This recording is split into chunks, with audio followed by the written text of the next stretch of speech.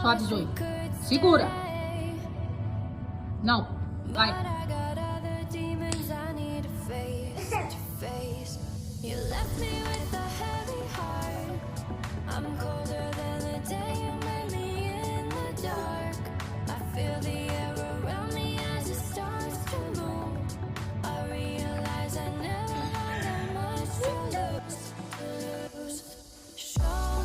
Sobe.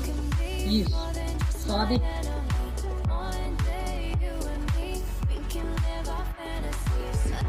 Vamos, Zoe, vamos. Segura. Isso.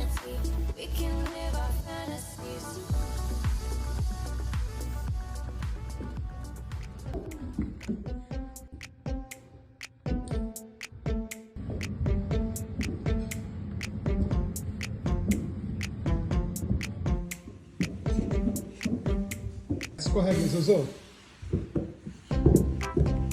Sua vez, Carla. Vai. You notice here Carla's technique, she makes her body stiff as a board and it makes her slide down much faster. It's quite interesting. She's been practicing this and she's really proud. Zoe hasn't practiced so much, but she comes down just the same. Vamos fazer uma corrida. Não, espera. Espera, quando eu falar já, vocês vêm. Agora começa já. Opa, Carla ganhou. Vencedora. Mais uma corrida, vai. 1, 2, 3, já. E a Carla tá bem pra trás. Zoe é vencedora. De novo. Quando eu falar já, você começa, Cacá. Senão a Zoe vai ganhar toda vez aí. Cuidado. Não. Você não esperou, Carla. Você e a Carla vão postar a corrida. Espera.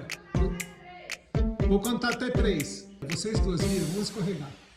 Não, gente. Não, vira. Não, espera. Volta. Mamãe vai contar até 3, tá? Volta. Espera. Vamos lá. Eu vou falar já. Espera. Tá. 1, 2, 3, já. Tá. Vem, Zoe. Vem, Carla. Vem, Carla. Vem. E a Carla é vencedora de novo. Vem, já.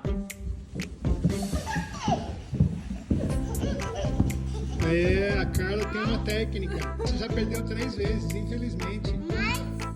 Zoe, você tem que trabalhar na sua técnica. Entendeu? A Carla já tem a técnica dela aqui. A Carla já aperfeiçoou o negócio. Mais um, último. Esse é o último. Vem, já. Vem.